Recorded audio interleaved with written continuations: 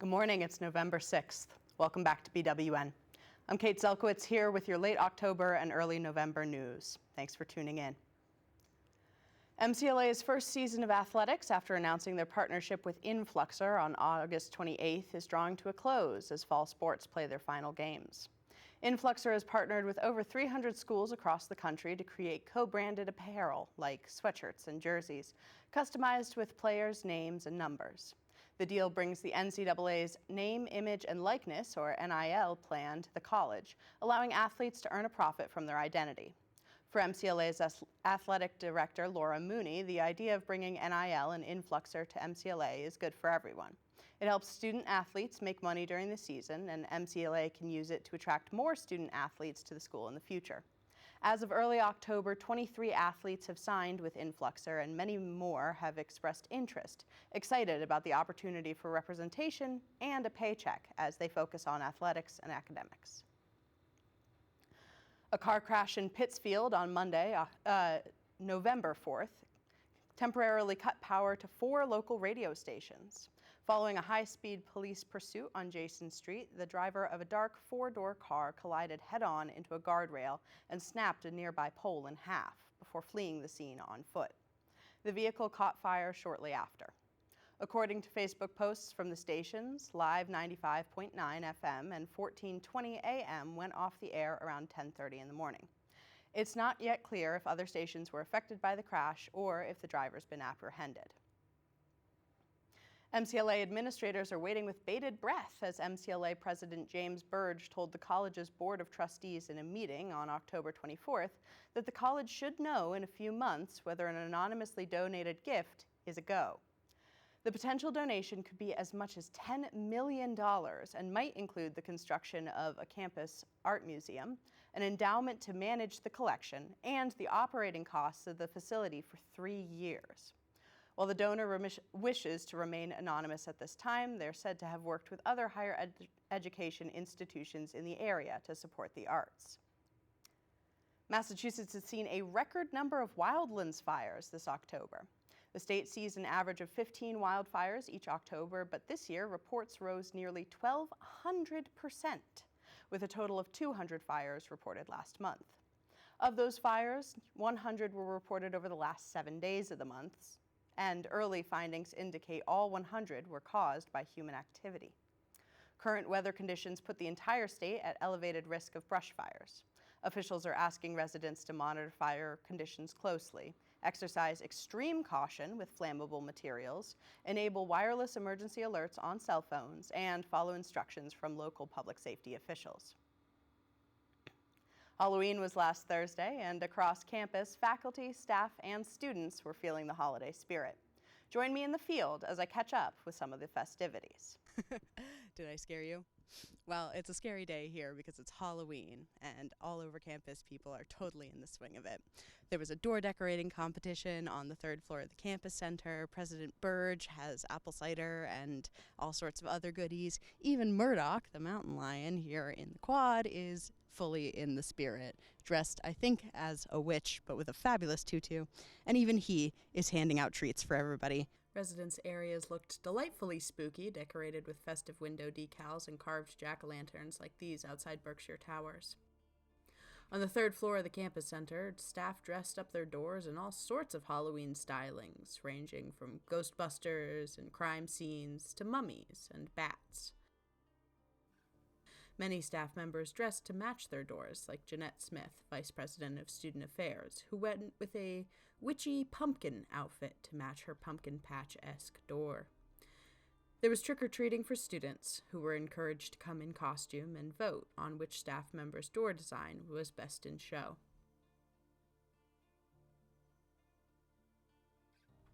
After all the trick-or-treaters dissipated, the staff gathered to hear the results of the contest, but declared themselves all winners. Fairies and cartoon characters walked between classes as on the other side of campus, President Burge's office was also feeling festive.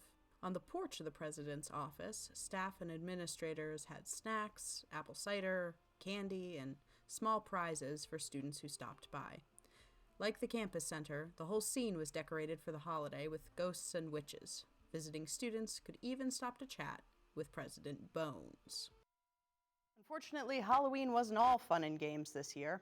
On October 30th, 31st, and November 1st, respectively, 3 different people were left injured after shootings in Pittsfield. In the early evening on the 30th, police responded to the 100 block of 1st Street for a 34-year-old male Pittsfield resident who sustained a gunshot wound. On the 31st, just after 11 p.m., police responded to the 20 block of Pleasant Street for a shot spotter activation. Upon arrival, police found an 18-year-old man who had sustained a single gunshot wound. He was transported to Berkshire Medical Center for treatment. Only 90 minutes later, around 12:30 a.m. on the 1st, police were called back to the same location for another report of shots fired. A 37-year-old male victim had sustained a gunshot wound. The 2 incidents on Pleasant Street are thought to be related, but according to Pittsfield PD, none of the shootings appear to be random acts of violence, and there's no known threat to the public. All injuries were considered non-life-threatening. Any information on these incidents can be provided to the Detective Bureau by texting PITTIP, that's PITTIP, and your message to TIP 411.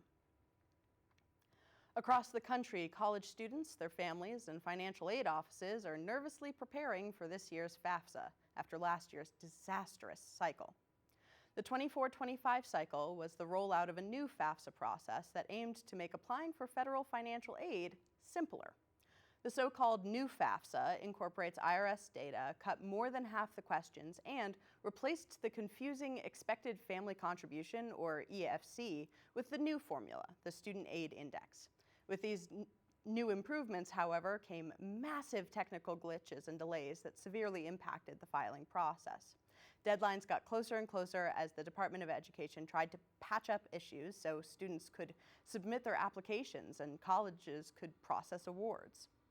MCLA's Director of Student Financial Services, or SFS, Bonnie Howland, says the Department of Education has promised that this year's cycle, which is slated to open December 1st, will go much smoother. Howland says she's optimistic, but that the college's financial services are ready to help returning and incoming students, along with their families, to navigate this year's cycle no matter what. You can get in touch with SFS via email or phone, and for more information about this story, you can go to theonlinebeacon.com. On November 12th, Gallery North is hosting artist and developer Eric Rudd as he shares his talk titled The North Adams Artist Community: How We Got Here and Where Is It Going?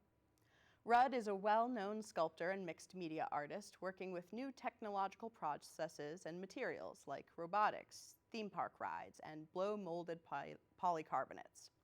His 60,000 square foot studio in the historic Beaver Mill is one of the largest individual artist studios in the country.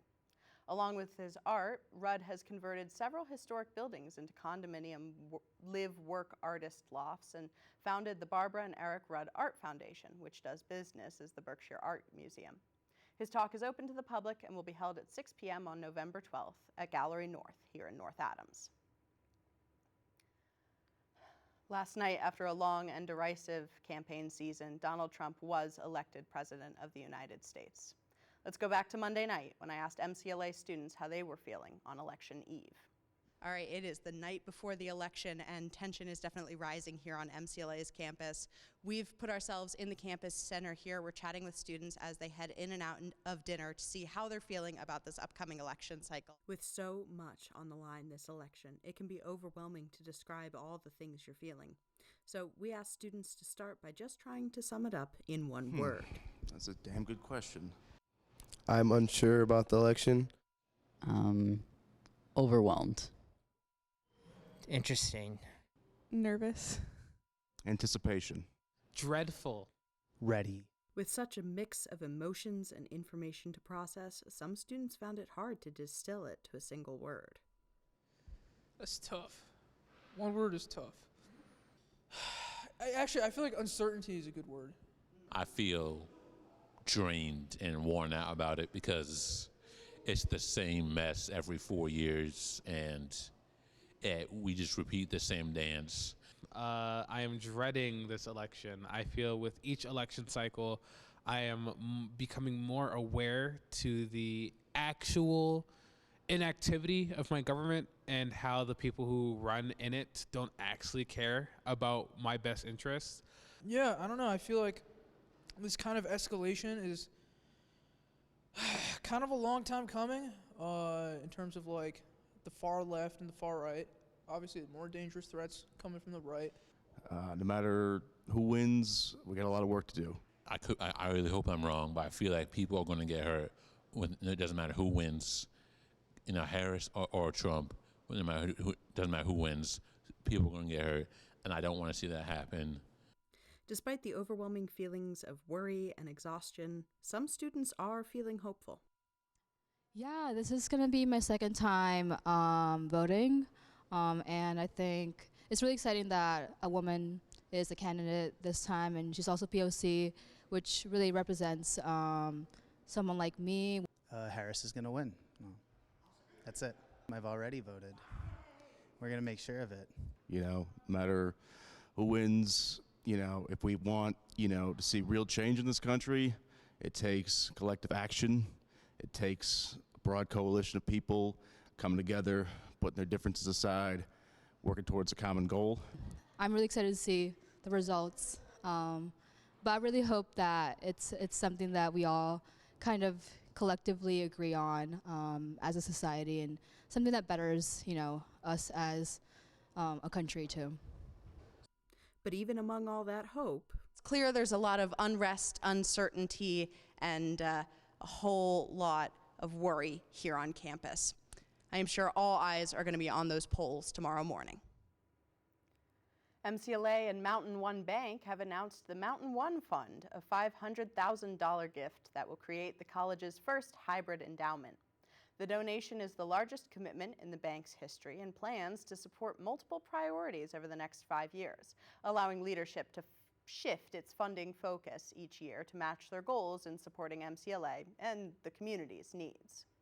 The fund's first focus is on providing scholarship support to current North Adams Public Schools teachers who are still teaching under emergency licenses obtained during the pandemic, as they work to transition to full licensures and pursue master's degrees. On November 2nd, Lee Mann was killed in a fatal single-car crash on Division Street in Great Barrington. 23-year-old Caleb Carlson was pronounced dead on the scene by first responders after his Volkswagen Jetta struck a tree or tree stump near 190 Division Street.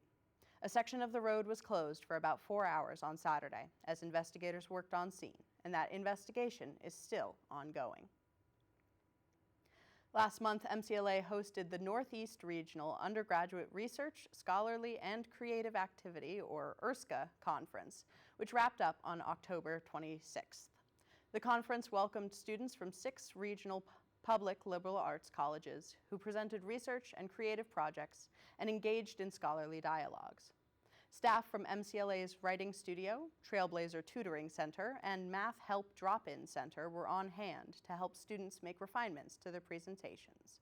And dedicated networking sessions encouraged students to find useful connections in peers from other institutions. MCLA President James Burge praised the event's ability to bring students and faculty together and create a supportive venue for building connections across campuses. With Halloween officially over, North Adams has set its sights on the holiday season as the 2 downtown Christmas trees were delivered and set up on November 4th.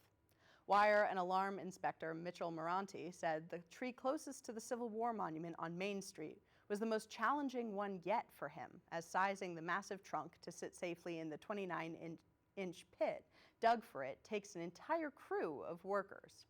He says it's all worth it, though, as the tree's placement marks a bright spot in the year for the Department of Public Works, and everyone looks forward to the occasion. Moranti's work isn't done, however. He says decorating the evergreens will take him from now until the tree lighting on November 27th to complete.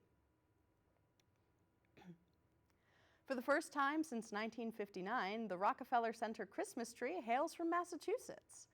The 11-ton Norway spruce was cut down on Halloween and is scheduled to end its 140-mile journey to Midtown Manhattan on November 9th. The spruce's 50,000 multicolored lights will be lit during a live TV broadcast on December 4th and will remain on display until mid-January. The tree was planted 67 years ago in West Stockbridge in honor of the property owner's nieces, whose legacy will now grace one of the most iconic scenes of the holiday season in New York City. That's all we have for you here today. Please be sure to follow us on Instagram and YouTube at MCLA Beacon. Thank you for joining us. Stay safe, stay healthy, and be kind today. For BWN, I'm Kate Zelkowitz.